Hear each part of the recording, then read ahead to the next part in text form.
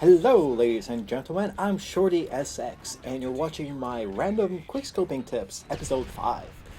But, something odd. Oh, right, this is Overwatch, and for those of you who watch my videos, I've kind of. Let's say I finally conquered my black whale. If you get the reference, good for you. But, yeah, I've been struggling with Overwatch, or at least I was struggling to get a nice, consistent gameplay. But, well, I'm sorry to say it, because, well, I didn't want to disappoint you guys, and now you're gonna have to deal with watching this video, because this is a nice gameplay, and although I died 6 times, it didn't even feel like that many, like, it pretty much... I really like this gameplay, hope you enjoy it, although it's a bit long, but hey, it gives me a lot of time to talk about two general topics. Hey, shh, do not interrupt me. Anyway, don't worry, that guy will get shot so many times he'll actually rage quit halfway through the game, but anyway. Today, I want to talk about two little concepts. One being map awareness, which, by the way, helped so much with Overwatch, and the second one being sound. Now, sound is fairly self-explanatory, but let's go over it anyway. So, first thing is map awareness.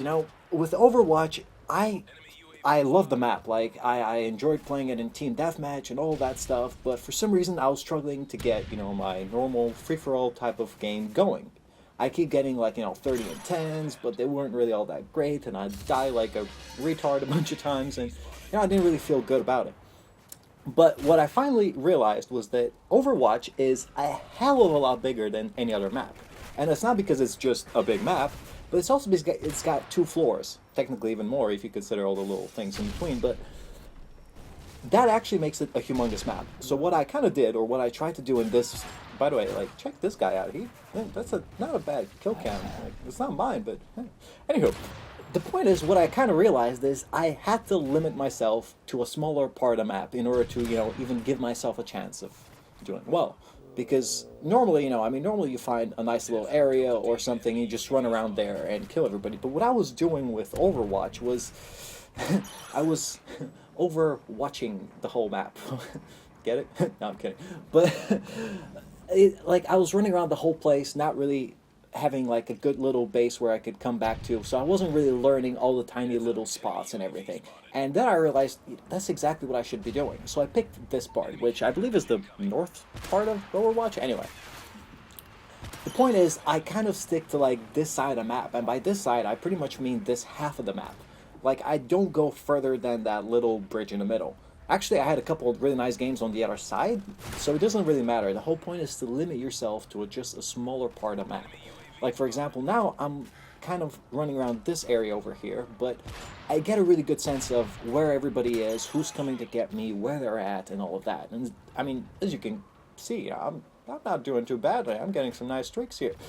And that's exactly what you guys got to be aiming for as well, learn the map really well, learn a section of the map really well, and make sure you know exactly where everything is, if you hear a full board crank or something, be like, oh, that's right behind me, I'm going to turn around and shoot the crap out of that guy. But that's what you're aiming for, by the way, Overwatch is actually a great map for practicing map awareness, because it's harder. Because, with the 2 floors and all of that, there's not just, the 2 different lanes where people can get you from if you're in a good spot. There's a lot more. People can come in from behind you, they can go under and behind you. You'll have to be aware of so many different things. And to be honest, I still haven't figured out the spawn points perfectly, but I have a general sense of where they are. So, I know where people keep coming for me from. So, I make do. But that's basically what you have to do. And...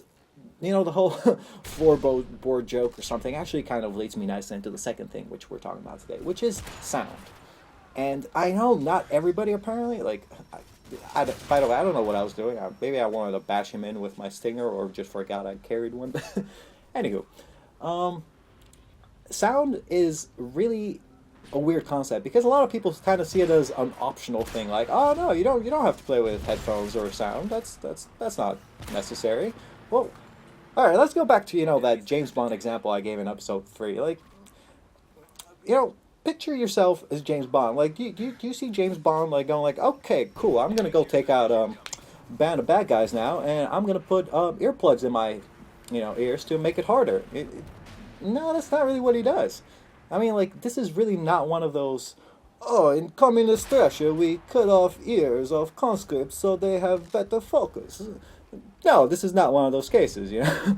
It doesn't really work. As in, sound is a very essential part of your senses. That's exactly what it is. It's a sense. So by not having headphones, or, you know, by not being careful with your sound, it's it's literally like you're kind of cutting one of your senses off. And okay, I understand if you're really good and you're just running around the whole map, killing everybody every which way, and you want to pull on cool music and be like, "Ooh, I'm badass! Look at me killing all these people like Jessica Biel from Blade 3." But even there, you know, she's a secondary character, and Blade doesn't really work like that. What you have to do is figure out that you do need headphones, so go get some headphones. It doesn't matter what they are. Like, I don't really have awesome headphones like the Astros gaming headset or whatever, you know, they are. By the way, I have one regret in this gameplay, it's not killing that guy right there. But the point is, any headset does. Like, right now I play with a really nice headset I actually have for listening to music, because, you know, I love music, so I have this huge, like, big DJ grade headphones from Denon, but it doesn't really matter what headphones you play with. The only thing is that they're sort of big, so they give you, you know, a wide variety of frequencies, and that's all you got to worry about. But definitely get a pair of headphones, because once you do that, you can actually start learning how to listen to things properly. You know, after a while, you're going to be like, "Oh, okay, I heard a shot right behind me. Now I know exactly where it's coming from," and that's what it's supposed to be like. Because if you don't have that, you're really playing with a huge handicap. So if you're playing well already, that's great for you. But if you put on, you know, headphones and start quote unquote sound whoring, you're gonna do a hell of a lot better. And it's kind of funny how people call it sound whoring. By the way, watch this bread. It's going for me. Oh wait, no. Yeah, let's go steal my final you know stand kill. That's a perfectly nice thing to do. Anyway, but you have to get that headset. Like it's a necessity if you want to do really, really well. But yeah, this game is coming off to an end, but I think I made my 2 points. One being, you know, learn everything about the map, like learn your little section and stay in it, and then use sound. Well, for A, that sound is, you know, essential, but B, use the sound to help you do that. Like learn when you hear like a floorboard, be like, oh, the floorboard is in that little area on my right where there's, you know, hardwood floors, and I can hear that better than the little metal thing that's behind me. And that's how you gotta play. You know, it's overall awareness of what you're doing.